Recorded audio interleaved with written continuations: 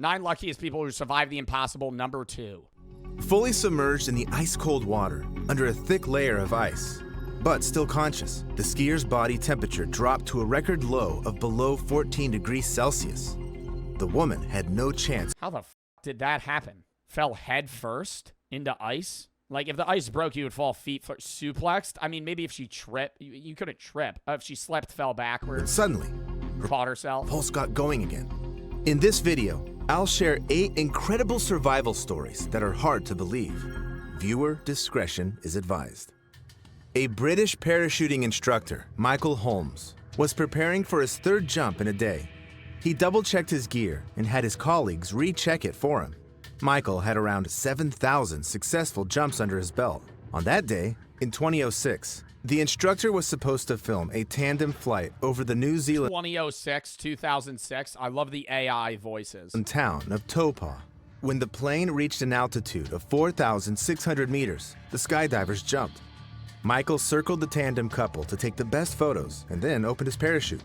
However, instead of a steady descent, the man... Yo, full panic. I'm saying that right now. I don't know if I would ever go parachuting or skydiving because of the fear that I would be one of the however many... Like, what are the odds that your parachute doesn't work? I know they have backups. 1 in every 1,000 parachutes does not operate correctly.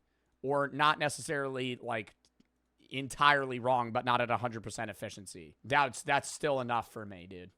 1 out of 1,000 gets fucked up. Yeah, then you have a backup. What if you're one of the guys that has both of them get fucked up? Got caught up in a violent swirl. His main parachute got tangled and wouldn't open. So, the man detached it to open the extra one. Its canopy wouldn't detach for some reason though, and Holmes continued falling. He wanted to cut off the suspension lines with Oh my god, this is real footage. How do you even have the wherewithal to start functionally trying to fix your parachute while you're falling to your death and spinning in circles? Like, you're so disoriented and you're trying to, like, fix your parachute so you don't die. He wouldn't detach for some reason, though, and Holmes continued falling. He wanted to cut off the suspension lines with a knife, but was unable to raise his arms due to the like, he looks like he's about to smack the ground. Speed of the fall. Michael barely managed to look at his altimeter and realized he was done for.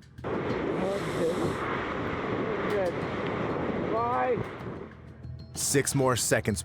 Oh my god. Yo, we actually, well, he didn't die, but we basically just witnessed. I've always wondered, like, people that have these horrific accidents, like, what do they say? This guy just genuinely had the realization, like, oh, I'm gonna die.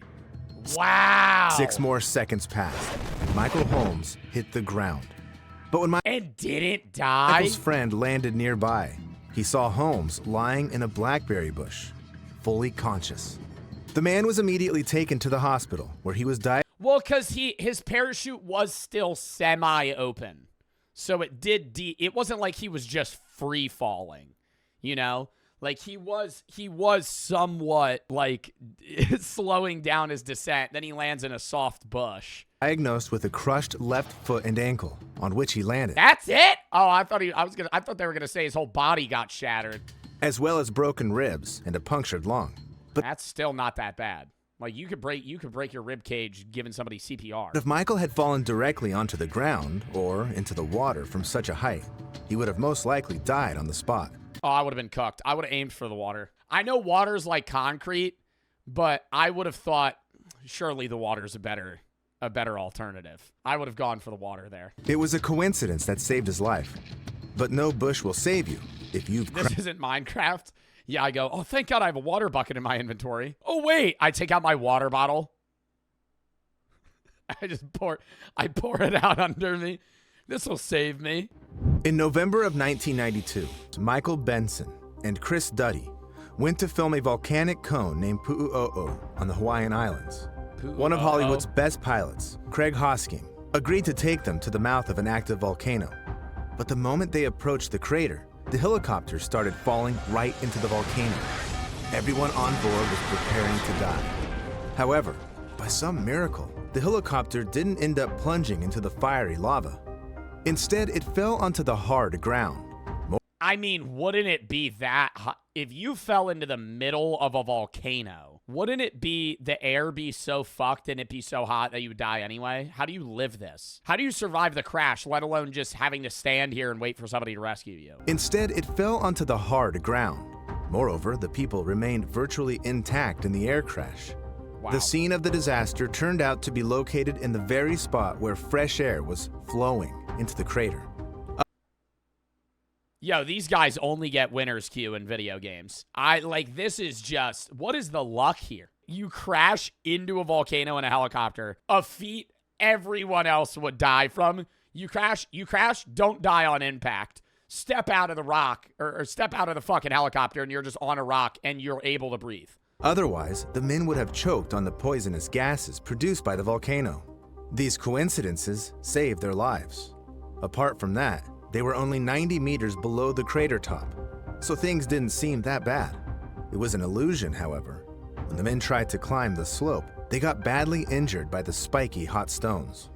Moreover, the lightest touch made the stones shift, so the people were at risk of falling into the boiling lava every second. The thick... I'm just staying there until they come get me. What? Oh, but then what if it starts, the lava starts spurting and shit? Gases and vapors stopped the men from seeing anything, so they soon lost track of each other. Pilot Craig Hosking miraculously managed to get back to the crashed helicopter and call for rescuers. The rescue team, in its turn, was just as lucky to notice... The rescue team crashes in the same spot. Imagine. Rescue team... Oh shit, we're going down too. Crashes right next to the other helicopter. Now there's just 7 people in the middle of the volcano, and they're like, do we call for help again? Do we give it another try? Benson and Duddy, on the other hand, were stuck on the wall and spent the following night in agony, listening to the sounds of lava boiling at all night? 1,000 degrees Celsius beneath them.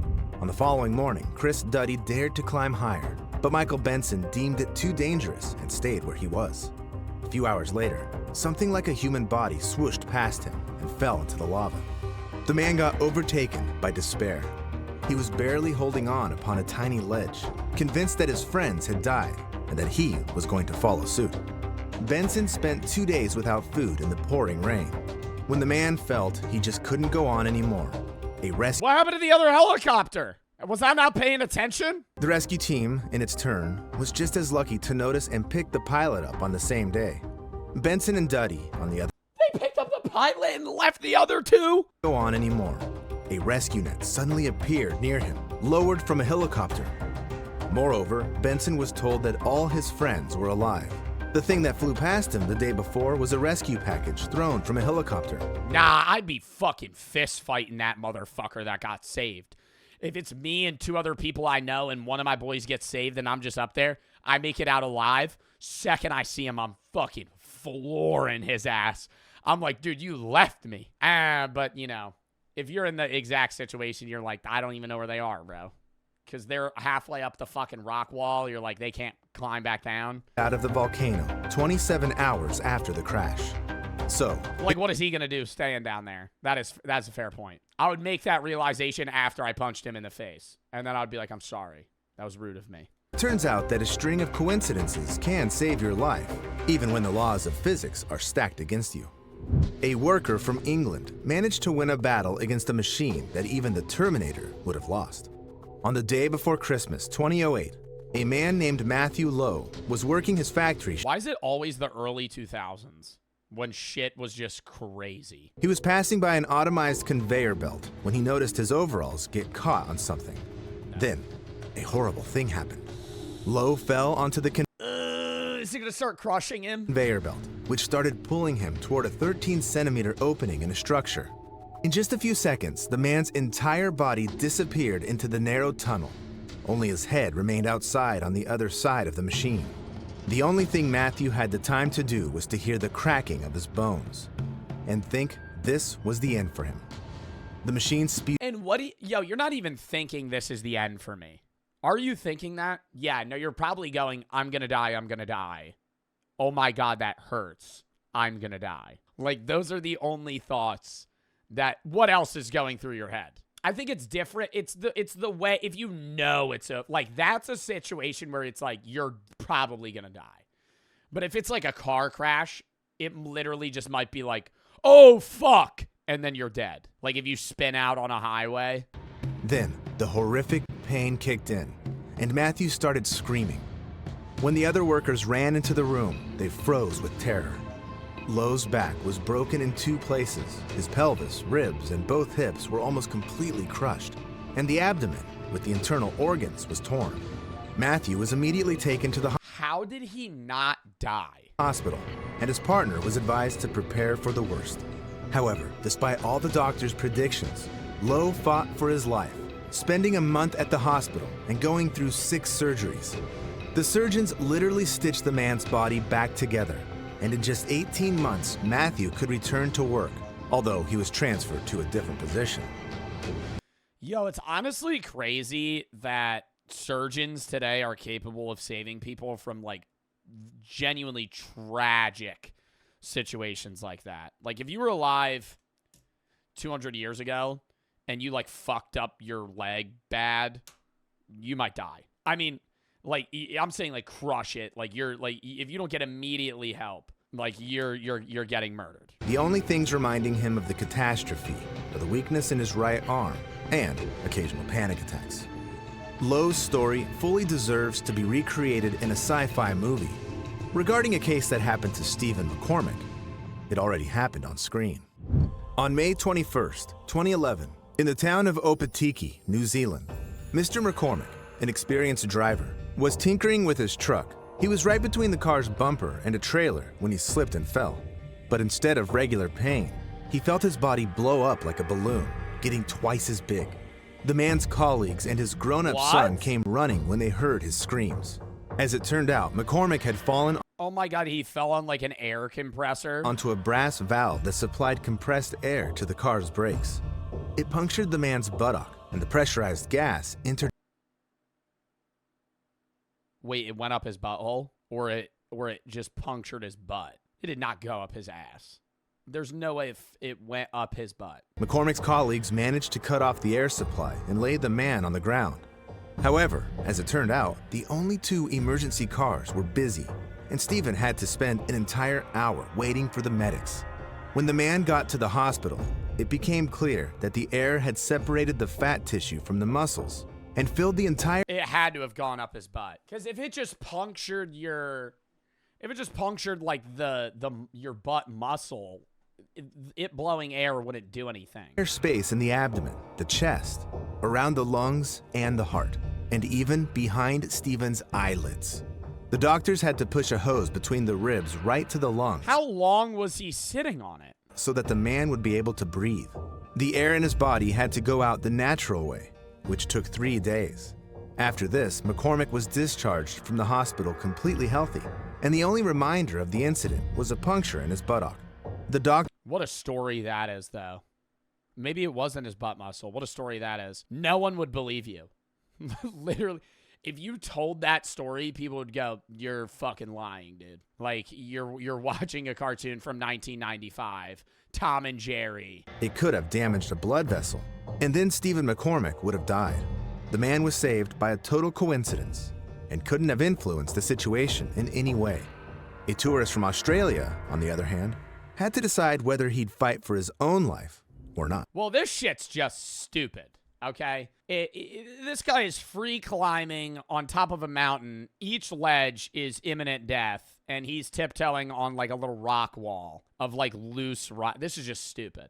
On a Sunday morning in September of 2019, a 54-year-old man went on a short hike to Mount Nebo near Brisbane, Australia.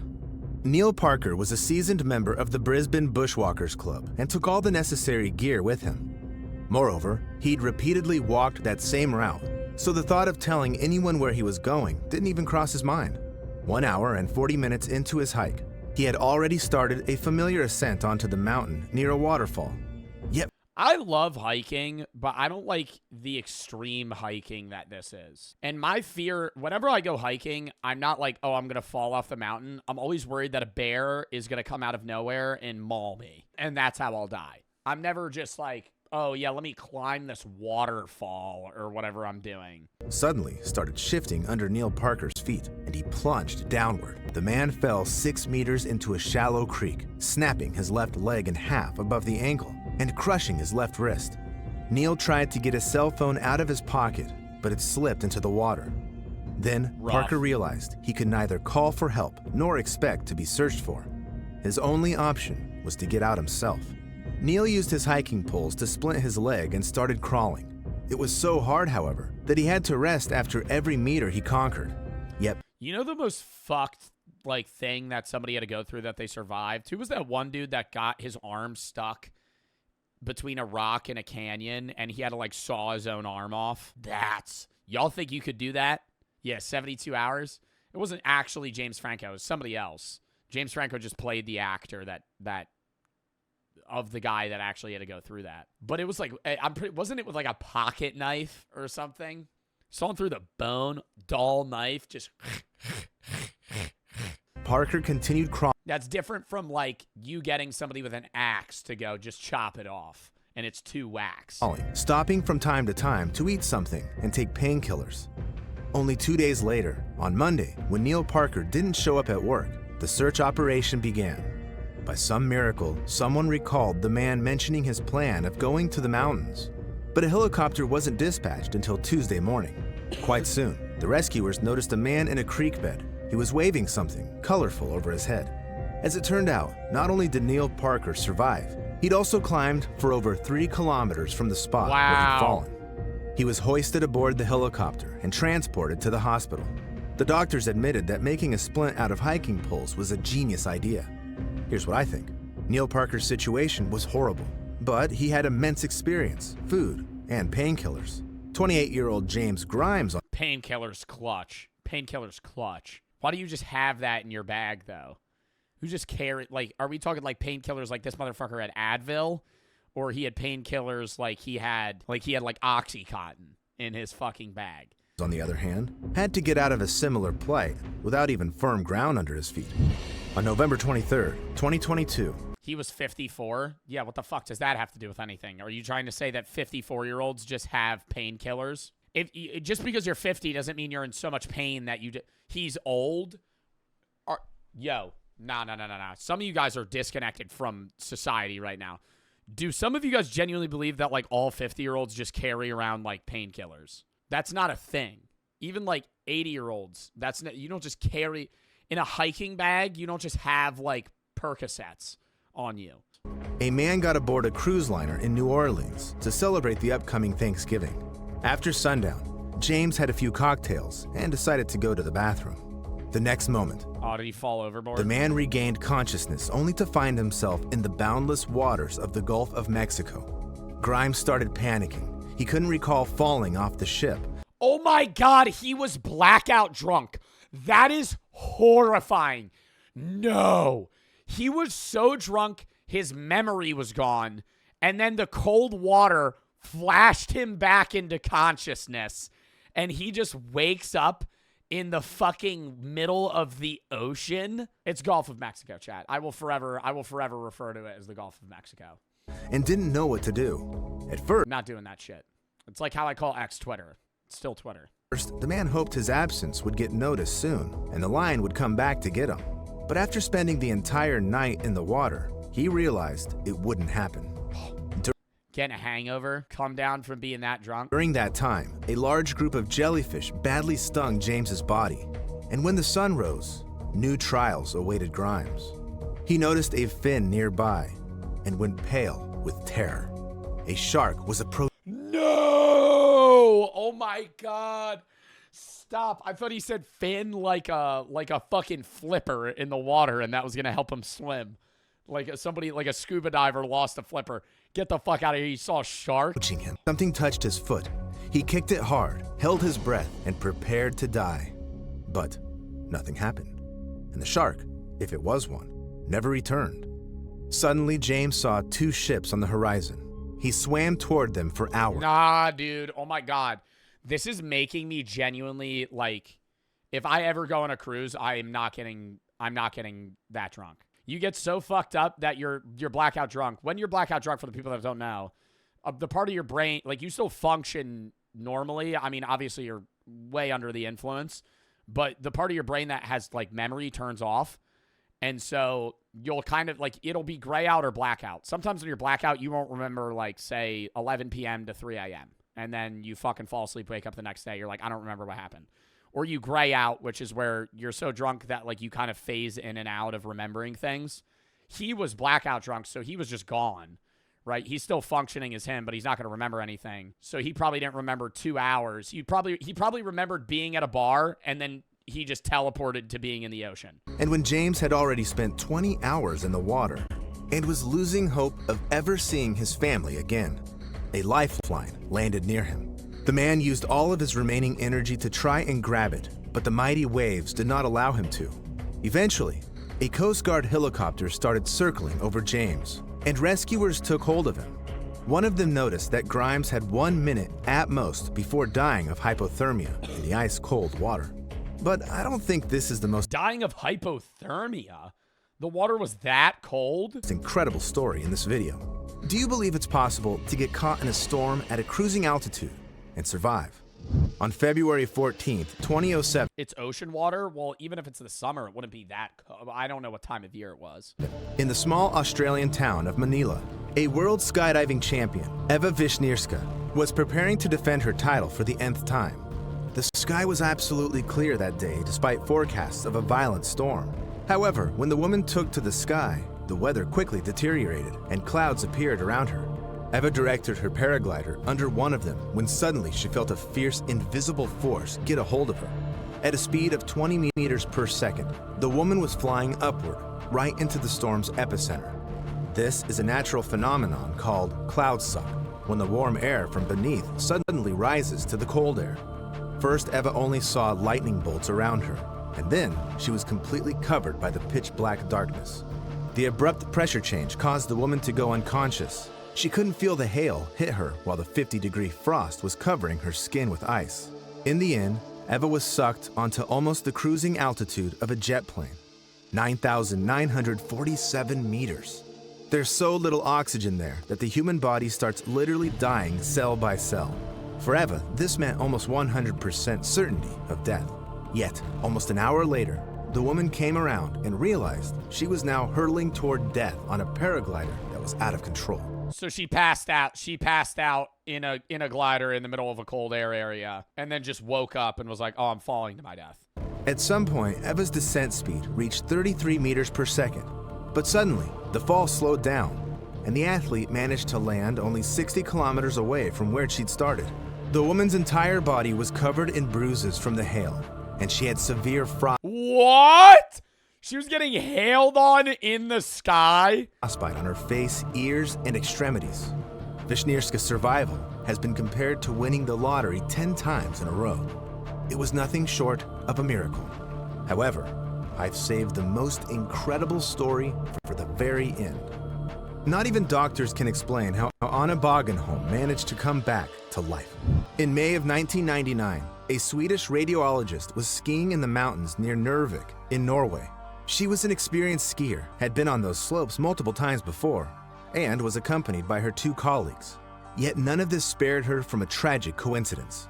On that day, Anna lost control of her skis and fell.